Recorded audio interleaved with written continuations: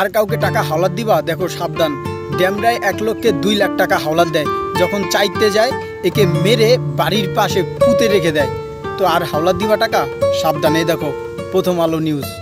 দেশের মানুষ এখনও অভুক্ত থাকে, তো এই চিন্তা না করে সরকার এখন বলছে যে বঙ্গবন্ধুর ছবি টাকা থেকে সরিয়ে ফেলবে। এটা এত গুরুত্বপূর্ণ এখন কেন, আমি সেটাই বুঝতে পারছি না। এই কাজ করলে তো আরও পরেও করা যায়, তাই না? আগে তো দেশ সংস্কার করতে হবে। ইরান ইসরায়েলের যুদ্ধ বিশ্বযুদ্ধের সংকেত দিচ্ছে দাবি বিশেষজ্ঞের।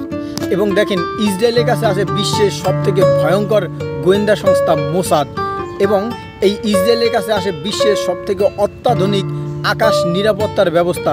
যেমন দেখেন আয়রন ডোম, এই আয়রন ডোম হচ্ছে বিশ্বের সবথেকে অ্যাডভান্স আয়রন ডোম।